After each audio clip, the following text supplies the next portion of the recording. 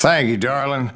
It's interesting how the truth can sometimes seem might malleable, depending upon your point of view. Like how those dime novels make you out to be something you're not? Jack, don't be starting trouble. No, he's right. They do tend to exaggerate. Did they exaggerate your part in taking down the Daltons? Well, I was there in the flesh, boy, so I saw what happened firsthand.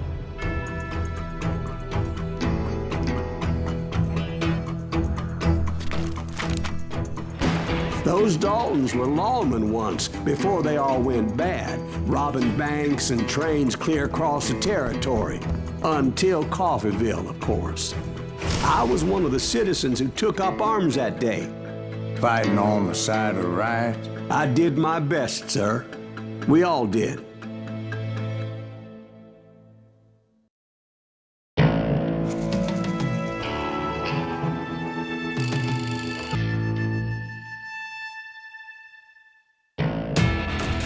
It was early morning.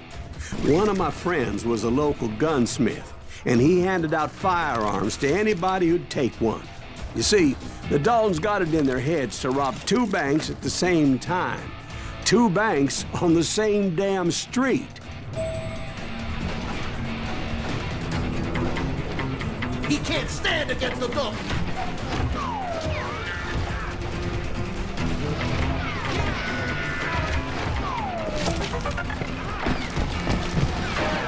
The story was Bob Dalton's girl was always riding him about how he had no ambition.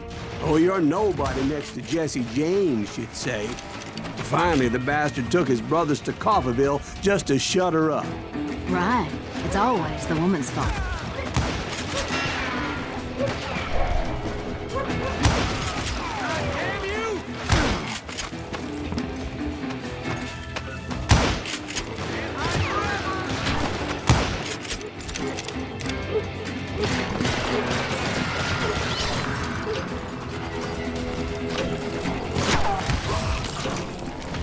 Well, the locals recognized the Daltons right off. Before they could get away, half the town took up arms to defend their property. Their first mistake was pulling a job in their own damn hometown. The boys grew up in Coffeyville, so everybody knew them. The bank teller tricked them, telling them the time lock on the safe wouldn't open till 9:30. Well, that gave the locals enough time to prepare an ambush for those sons of bitches. We got us a hero. Put some holes in him.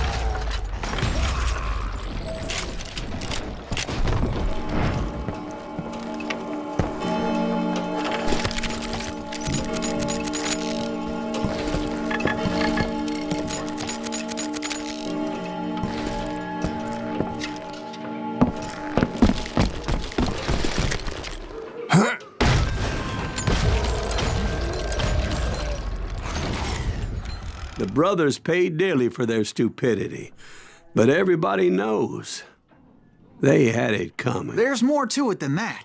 I read all about that day, so I know for a fact that it went down very differently. First of all, it was high noon. A posse of U.S. deputy marshals were on the rooftop across the street. Get ready, boys. They're gonna make a move. The lawmen had been tracking the Daltons for months.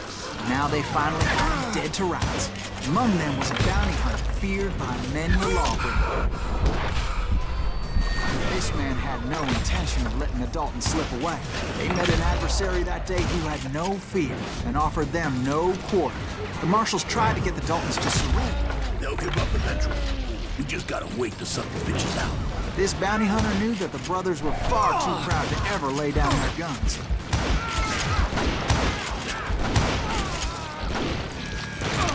He went in there alone to confront those criminals. One of the marshals shouted, "Where are you going? Are you crazy?" Hey, where do you think you're going, dumbass? That rifle's mine.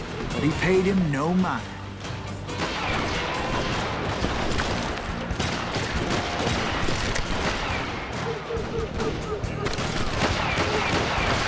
He saw a way to get around to the back of the bank.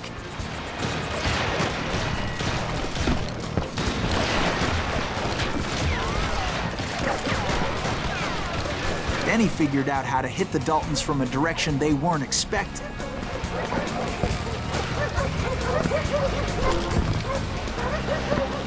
From above. Fortunately, a water tower was right there.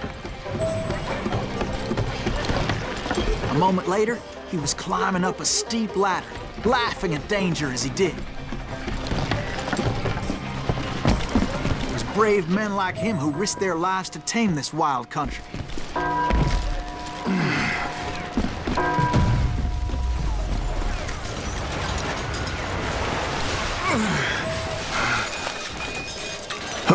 We've got company.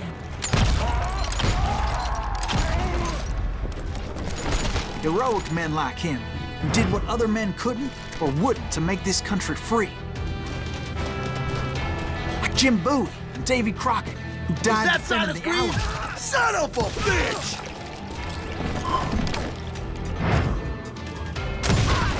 You can't hide from me.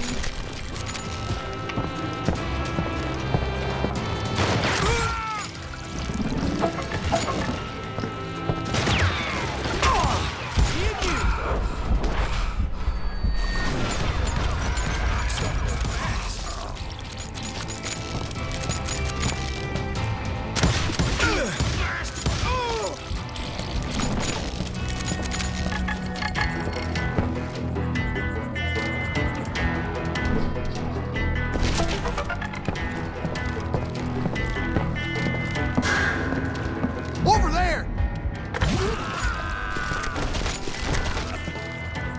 That's Silas Greaves. What the hell? Blam! He came away victorious, taking down those thieving Daltons.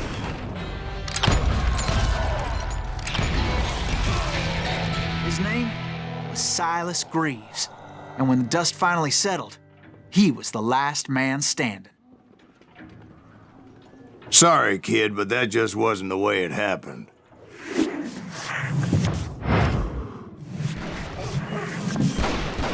It was early evening, not high noon.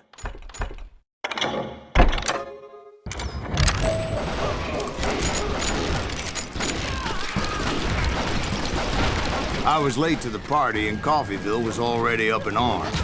The Daltons blew up a safe, and were all set to hightail it out of there. Those pathetic deputies surrounding the bank were dropping like flies.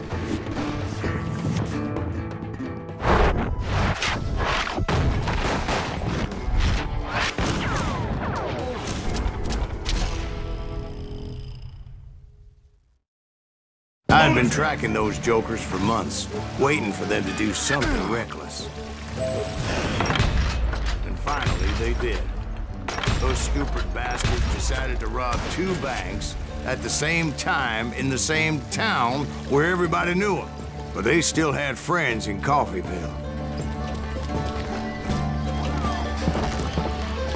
Now you're in trouble.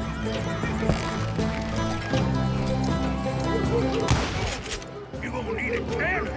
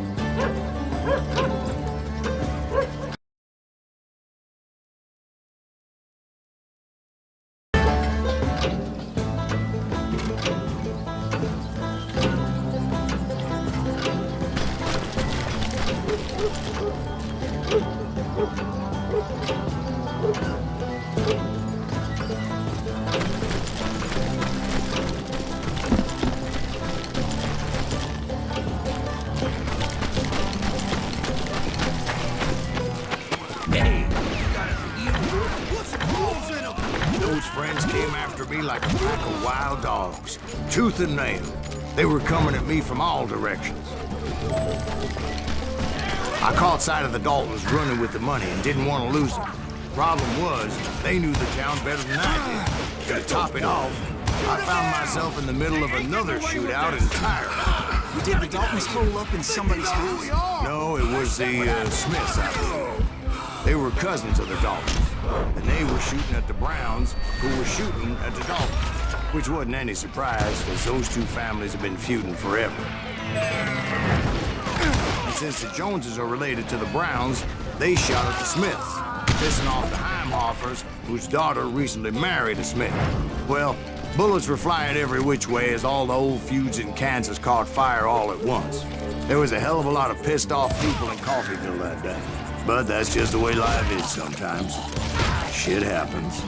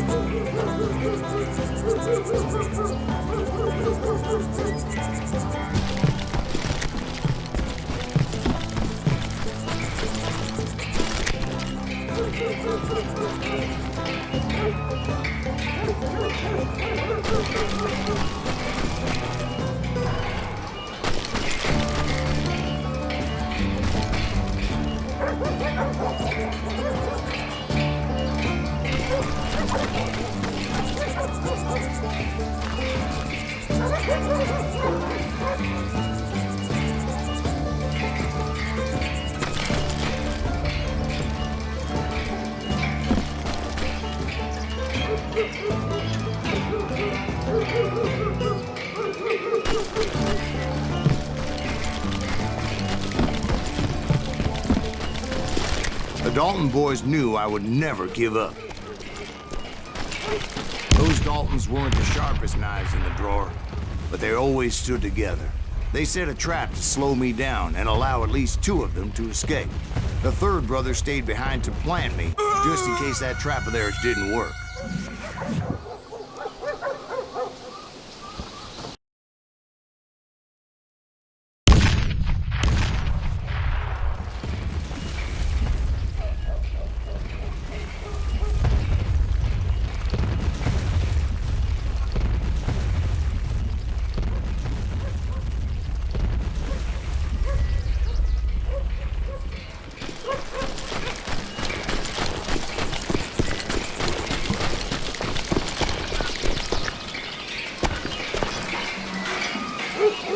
It was Emmett, the youngest, and he decided to stand his ground and face me down.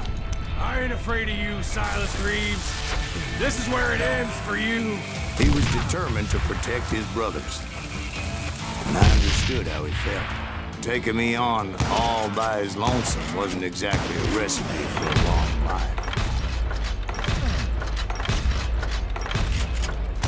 You messed with the wrong damn Dalton.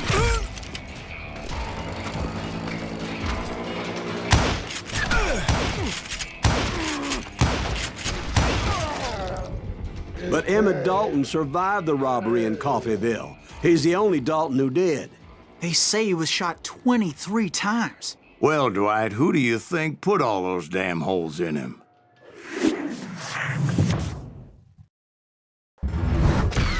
But I have to admit, that boy had grit.